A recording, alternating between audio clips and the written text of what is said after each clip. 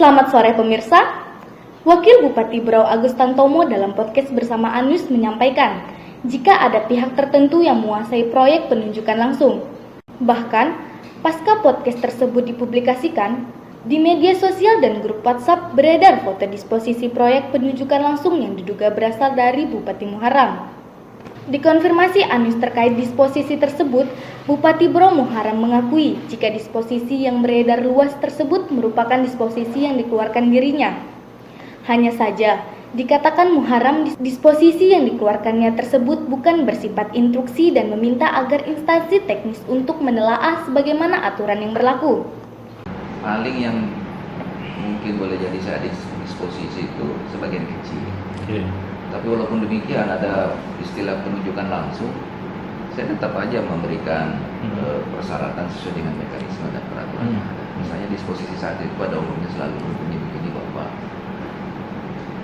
jika yang bersangkutan memenuhi syarat, tolong dibantu. Artinya maknanya saya punya disposisi itu bukan yang mutlak, ya, panjang memenuhi syarat dan menurut PU bahwa penilaian secara teknis yang bersangkutan mampu, ya tolong dibantu. Yang memang menjadi kewenangan dan itu hak saya dalam sebagai bupati yang boleh sebagian untuk memberi membantu dan menolong kontraktor kecil yang selama ini saya yakin mereka bukan mau mengumpulkan harta untuk perkaya diri, tapi murni dalam rangka untuk nyambung hidup. Masa sih saya tidak boleh memberikan sedikit oretan supaya menjadi bahan pertimbangan buat dinas teknis agar supaya yang bersangkutan diberi kesempatan. Tetapi terkait saya memberikan itu, ada sesuatu yang ke saya bisa ditanya pada seluruh warga, saya kira nggak ada. Saya murni nolong dia dan setelah itu nggak ada sama sekali yang kita harapkan dan tidak pernah berharap untuk itu. Silakan masyarakat yang menilai apakah benar atau tidak. Menelusuri apa yang disampaikan Bupati Berau Muharram, Anus kemudian mengkonfirmasi hal tersebut kepada Kepala Dinas Pekerjaan Umum dan Tata Ruang maupun Dinas Pendidikan. Hasilnya, apa yang disampaikan Bupati Berau Muharram dibenarkan oleh kedua instansi teknis tersebut, yakni disposisi tersebut bukanlah merupakan instruksi yang wajib dilaksanakan, melainkan dikembalikan kepada aturan yang berlaku. Bahkan, kedua instansi teknis menyatakan dari disposisi tersebut lebih banyak tak disetujui daripada disetujui untuk mengerjakan proyek penunjukan langsung. Benarkah memang Bapak selaku Kepala Dinas pernah atau sering ya menerima disposisi dari Kepala Daerah maupun Wakil Kepala Daerah, Pak? Betul, kami pernah menerima disposisi dari pimpinan kami Kepala Daerah.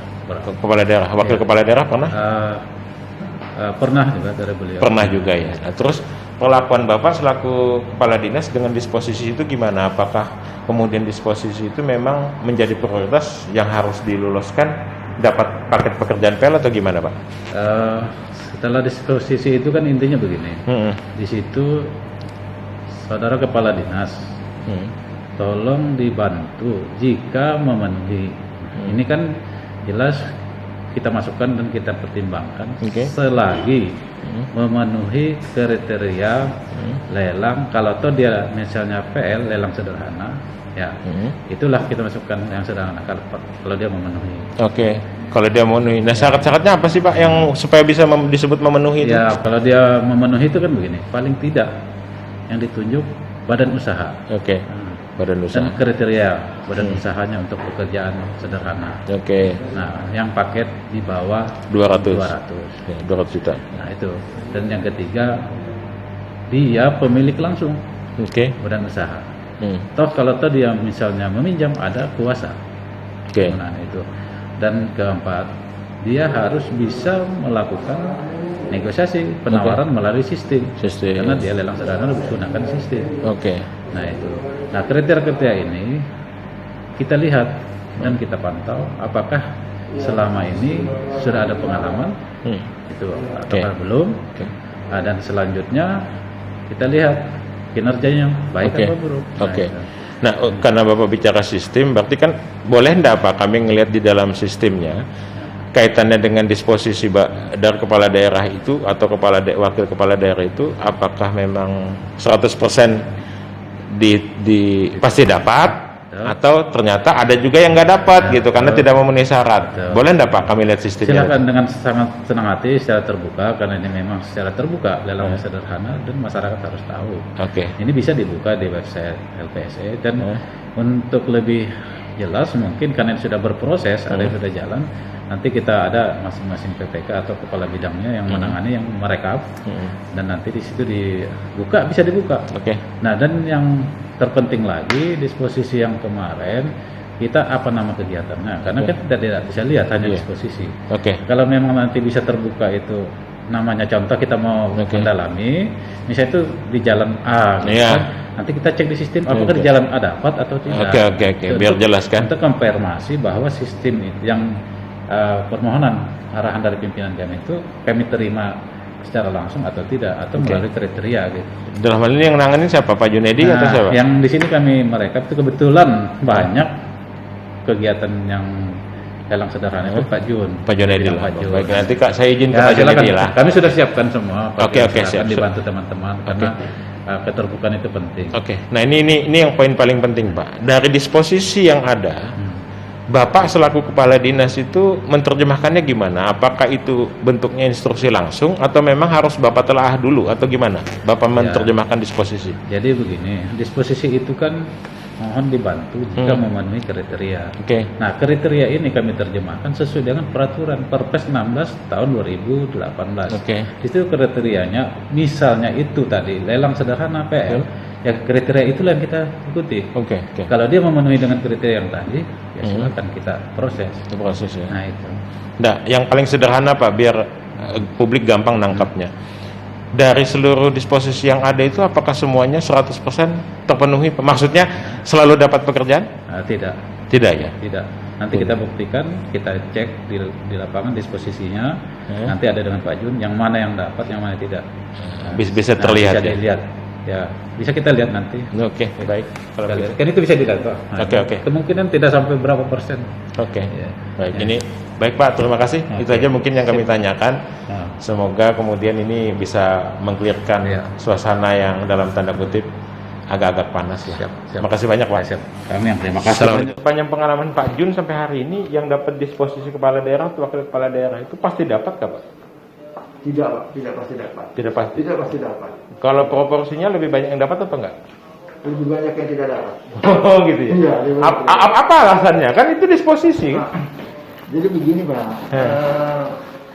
lelang walaupun ini non tender, kan ada proses lelang sederhana. Di sini tetap ada proses yang namanya kompetensi. Nah, menurut aturan pejabat pengadaan ini memilih di antara beberapa yang dianggap mampu untuk melaksanakan. Mampu diukur dari kemampuan peralatan, kemampuan pengalaman, kemampuan personil. Nah, kalau pengalaman kerja masuk nggak? Iya, terus dimasuk di antaranya pengalaman. Jadi pengalaman, peralatan, dan personil. Ya, kalau ketiga itu memenuhi, baru bisa kita undang untuk memasukkan penawaran. Jadi kalau katakanlah hanya semacam disposisi, kita belum tahu kemampuannya, kompetensinya bisa apa tidak, ya tidak kita akomodir, artinya tidak kita lanjuti, tidak kita undang. Artinya secara sederhananya, disposisi kepala daerah belum tentu menentukan seseorang mengerjakan paket lelang. Belum tentu. Belum. Tapi faktanya kebanyakan justru tidak dapat. Kebanyakan tidak dapat. Baik. Makasih Pak Jen. Betul nggak Pak ada disposisi itu? Memang ada beberapa disposisi dari beliau. Disampaikan kepada kami, tetapi diskusi ini kan tidak harus dapat gitu ya. Nah itu Dinas Pendidikan harus mempertimbangkan. Nah, kemudian kami seleksi Pak.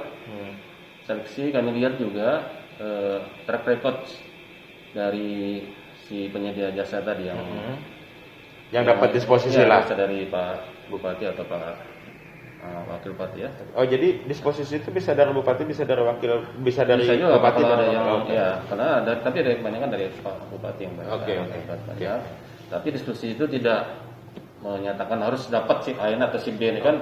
Jadi kami menyeleksi melihat track records dari penyedia jasa ini. Nah, kadang-kadang kan melihat pengalaman yang masa lalu, beberapa tahun lalu, yang bersangkutan diberikan tapi tidak menyelesaikan proyek sebagaimana yang kita harapkan. Biar dilihat dari mutu apanya segala kan, namun dari penyelesaiannya kadang-kadang tidak selesai. Jadi untuk itu betul memang ada disposisi berarti, tapi tidak mewajibkan atau tidak bukan mewajibkan si A atau si B yang harus dapat proyek itu. Artinya tergantung dinas dinas menyeleksi, melihat track record si penyedia jasa itu.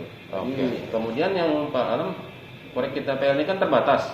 Nah, tidak semua yang ada yang dianukan, tidak yang banyak penyedia jasa yang datang saja, tidak mungkin tidak semua kita dapat akomodir karena keterbatasan proyek tadi. Nah, jadi intinya itu biarpun ada disposisi dari beliau di atas itu kan, tetap kami dari Dinas Pendidikan yang menyeleksi dan memutuskan bahwa si A atau si B yang dapat. Ya, kalau dari sisi rasio Pak, kalau dibanding misalnya ada 10 disposisi misalnya gitu, dari 10 disposisi itu yang dapat kira-kira berapa persen, yang kada dapat berapa dari disposisi yang didapat? Ada juga Pak, lebih besar dari yang lebih kecil dari yang disposisi kami, karena kita melihat track record-nya ya. Nah, ya 40-60 lah. 40 itu yang 40-nya beliau kan yang disposisi dapat, yang 60 gagal. 60 gagal untuk umum itu kita siapkan. Karena kita melihat track record kan. Nah, kadang-kadang dari yang ada juga yang itu kan dapat deh hendak malu tadi kan. Baik Pak Murjani, jelas itu aja yang kami tanyakan. Terima kasih atas kesediaan Bapak menerima kami dan menjawab persoalan ini. Tim Liputan Anus melaporkan.